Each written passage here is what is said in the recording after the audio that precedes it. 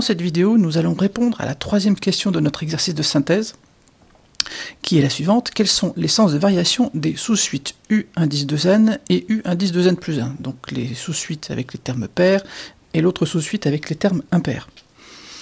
On va se donner une idée, même si ce n'est absolument pas une démonstration, avec la courbe et les premiers termes de la suite UN. Alors on a U0 égale 2, ça c'est ce qui nous est donné par l'énoncé.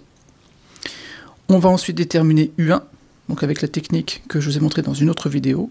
Donc on a U1 ici, qui est un peu plus grand que 1,5. On va déterminer U2, qui est comprise entre 1 et 2. U3, qui est ici, compris entre 1,5 et 1, mais qui se rapproche de 1. U4, compris entre 1 et 2, mais qui se rapproche de 1, etc. Donc, qu'est-ce qu'on voit? On a l'impression que la sous-suite U indice 2n, donc les termes pairs, est décroissante. Et que la sous-suite des termes impairs est croissante. Nous n'avons rien démontré, maintenant il va falloir confirmer. Je vous propose de faire quelques rappels de théorie avant de rentrer dans le vif du sujet, avec notre exo. Donc on a des hypothèses de départ qui sont que I est un intervalle stable par F, on a U0 qui appartient à I, et la relation de récurrence UN plus 1 égale F de UN. Si, pour tout x appartenant à I, on a F de x supérieur ou égal à x, alors UN est croissante. Effectivement, UN plus 1, c'est F de UN. Et donc, d'après l'hypothèse, c'est plus grand que UN. Donc on a bien UN plus 1 qui est plus grand que UN, donc c'est bien la définition d'une suite croissante. Le symétrique, c'est que si quel que soit x appartenant à I, f de x est plus petit que x, alors UN est décroissante. Effectivement, même raisonnement, UN plus 1, c'est f de UN, c'est inférieur ou égal à UN. Enfin, si f est croissante, alors UN est monotone. Monotone, je vous rappelle que ça veut dire qu'elle est soit croissante, soit décroissante. C'est-à-dire qu'elle est l'un ou l'autre. Et ça dépend de quoi? Ça dépend du signe de U1 moins U0. Si U1 moins U0 est positif, alors UN est croissante. Si U1 moins U0 est négatif, alors UN est décroissante. Regardons un petit peu ce qui se passe maintenant avec notre exercice et notre courbe. Alors vous verrez qu'en fait on n'est dans aucun de ces trois cas, parce qu'on n'a pas, quel que soit x appartenant à I, f de x est plus grand que x, puisque tantôt on a une partie de la courbe qui est effectivement au-dessus de la droite y égale x, mais l'autre partie est en dessous. Donc on n'est pas dans l'un des deux premiers cas.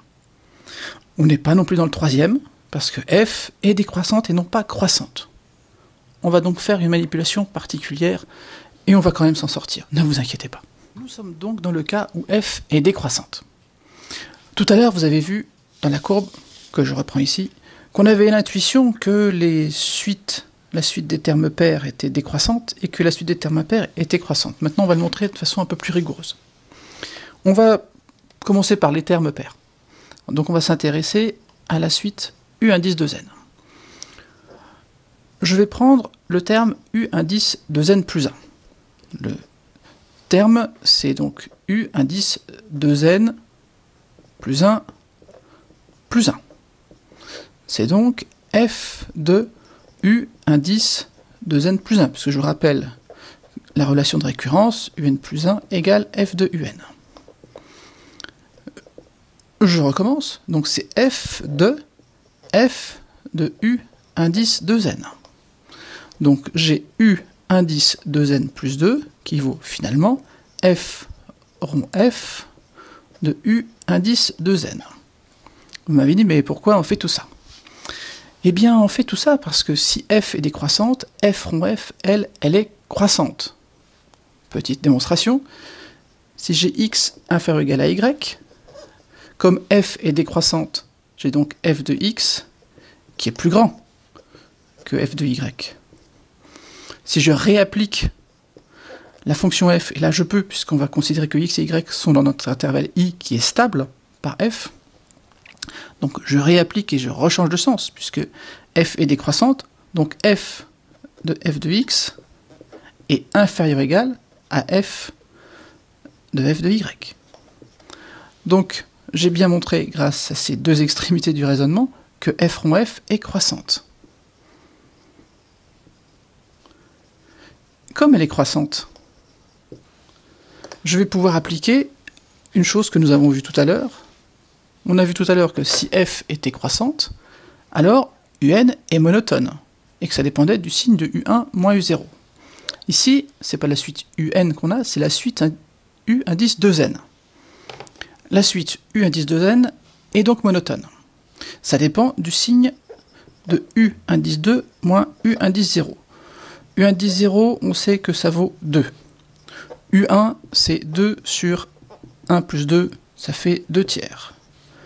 u2, c'est 2 sur 1 plus 2 tiers, ça fait, après calcul, ça fait 6 cinquièmes.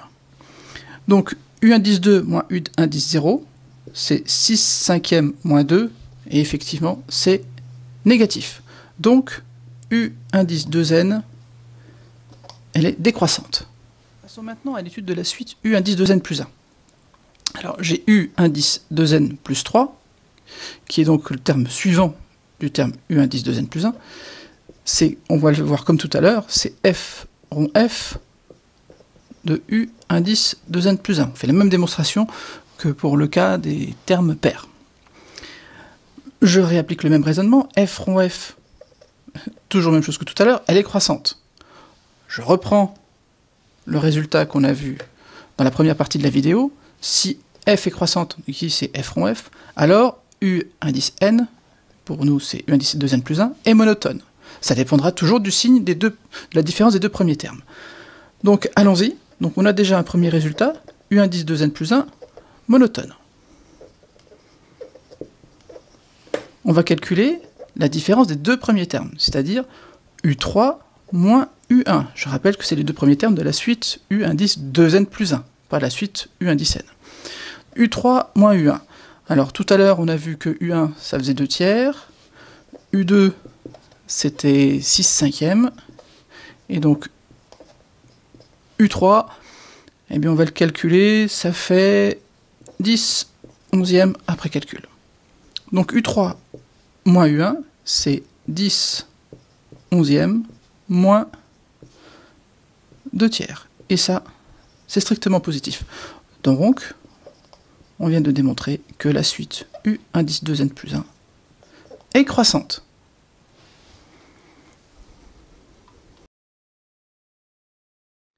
Donc finalement, quelle est la réponse à notre question? La question c'était quels sont les sens de variation des sous-suites u indice 2n et u indice 2n plus 1? Eh bien, on a répondu à la question. Ils sont tous les deux de sens de variation opposés. Et dans notre cas, donc on a u indice 2n qui est décroissante et u indice 2n plus 1 qui est croissante. Donc à retenir, quand une fonction est décroissante, les sous-suites des termes pairs et les termes impairs sont de sens de variation opposés. Une chose très importante à retenir, quand on parle de sens de variation, et là je mets une tête de mort parce que c'est un piège terrible dans lequel les étudiants tombent souvent, c'est que le sens de variation de un n'est pas toujours le sens de variation de f. Vous avez bien la preuve ici, on a une fonction décroissante, et puis la suite n'est pas forcément décroissante. Donc attention à ça, sachez retrouver le sens de variation d'une suite en vous servant des variations de f sans forcément dire que c'est les mêmes.